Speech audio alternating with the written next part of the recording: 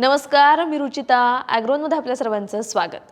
अवकाळी पावसामुळे लिंबूवर्गीय फळबाग जसं संत्र, मोसंबी, कागदी लिंबू यांच्यामध्ये मोठं नुकसान झालंय.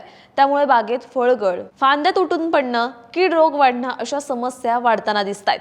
पण आपण जर लवकरात लवकर बागेचं नियोजन केलं तर फळगळतीवर नियंत्रण करू शकतो आणि आपल्या बागा वाचवू शकतो.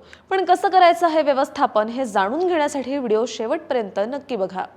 ज्या भागांमध्ये गारपीट झाली आहे अशा ठिकाणच्या शेतकऱ्यांनी मृग बहरातील गळलेली फळं, झाडांच्या फांद्या उचलून नष्ट करायच्या आहेत आणि बाग स्वच्छ करून घ्यायची आहे. त्यासोबत इजा झालेल्या फळांची ताबडतोब तोडणी करून घ्यायची आहे आणि बागेमध्ये कार्बेंडाझिम 2 ग्रॅम प्रति लिटर पाणी याप्रमाणे फवारणी करून घ्यायची आहे. वादळी पावसामध्ये मोडलेल्या फांद्या सिकेटरच्या मदतीने कापून टाकायच्या आहेत. कापलेल्या भागावर बोर्डो मलम लावायचंय किंवा त्याच्यावर कार्बेंडाझिम 100 ग्रॅम आणि युरिया 1 किलो प्रति 100 लिटर पाण्यात मिसळून फवारणी करायची आहे. तसंच उरलेल्या फांद्यांना बांबूचा आधार द्यायचा आहे. तसं तर सध्याचं वातावरण फार गोंधळात टाकणार आहे. कधी तापणारं ऊन तर कधी सोसाट्याचा वारा आणि पाऊस. या दोन्ही कारणांमुळे लिंबूवर्गीय फळांमध्ये फुलगळ आणि फळगळतीचं प्रमाण वाढतंय. आता त्याच्यासाठी काय करायचं तेही पाहूयात. फुलगळ कमी करण्यासाठी नत्र खताची जी उरलेली मात्रा आहे ती मात्रा प्रति झाड 750 ग्रॅम युरिया द्यायचा आहे. तर फळगळतीवर नियंत्रण मिळवण्यासाठी त्या ठिकाणी नॅफ्थॅलिन ॲसिटिक ॲसिड म्हणजेच NAA या संजीवकाची 1.5 ग्रॅम प्रति 100 लिटर पाण्यात मिसळून फवारणी करायची आहे. आता तुम्हाला माहिती आहे की पाऊस आणि दमट हवामानामुळे कीड रोगांचं प्रमाण वाढतं. त्यामुळे कीड रोगांवरचं नियंत्रण कसं करायचं हेही थोडक्यात समजून घेऊयात. पहिले पाहूया किडींचं नियंत्रण. पावसानंतर आंबे बहराच्या कवळ्या फुटवीवर मावा, फुलकिडे, सिट्रसिला, काळी माशी यांचा प्रादुर्भाव आढळतो. तसंच त्यांच्यामुळे रोगकारक बुरशी सुद्धा वाढतात. त्याच्या नियंत्रणासाठी इमिडाक्लोप्रिड 0.5 मिली या कीटकनाशकासोबत कार्बेंडाझिम 10 ग्रॅम किंवा मँकोझेम 25 ग्रॅम 10 लिटर पाण्यात मिसळून झाडावर फवारणी करायची. तर पाने पोखरणाऱ्या अळीच्या नियंत्रणाखाली अबामेक्टिन 0.32 मिली किंवा स्पिनोसॅड 0.34 मिली प्रति लिटर पाण्यात मिसळून फवारायचे.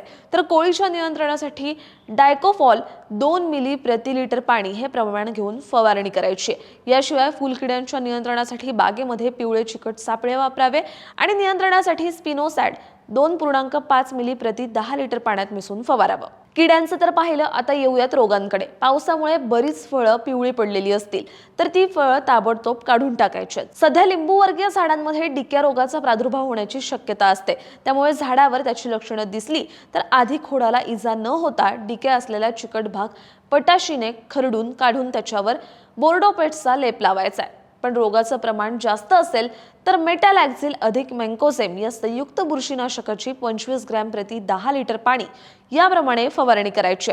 तसंच पावसामुळे कागदी लिंबूच्या झाडावर खैर रोगाचा प्रादुर्भाव वेगाने पसरू शकतो. त्यामुळे रोगट फांद्या, पानं यांची छाटणी करायची. त्यांना जाऊन टाकायचे आणि झाडांवर कॉपर ऑक्सिक्लोराइड 200 ग्रॅम अधिक स्ट्रेप्टोमायसिन 6 ग्रॅम प्रति 60 लिटर पाण्यात मिसळून संपूर्ण झाड ओलं होईपर्यंत फवारणी करायची. तसंच झाडाभोवती आळ्यामध्येही फवारणी करायची. एकूणच काय तर रोगग्रस्त तुटलेली पानं, फांद्या, फळं उचलून बाग स्वच्छ करून घ्यायची आणि कीड रोगांचंही नियंत्रण करायचंय. पण त्याच्यासाठी वारंवार बागेचं निरीक्षण करत राहणं गरजेचं आहे. या व्हिडिओमधील माहिती अकोल्याच्या डॉक्टर पंजाबराव देशमुख कृषी विद्यापीठातील फळशास्त्राचे प्राध्यापक डॉक्टर सुरेंद्र पाटील यांनी ही माहिती दिली आहे. तुम्हाला ही माहिती कशी वाटली हे कमेंट बॉक्समध्ये नक्की सांगा आणि अशाच शेतीविषयक आणि नवनवीन माहितीसाठी ॲग्रोवनला सबस्क्राईब आणि फॉलो करायला विसरू नका.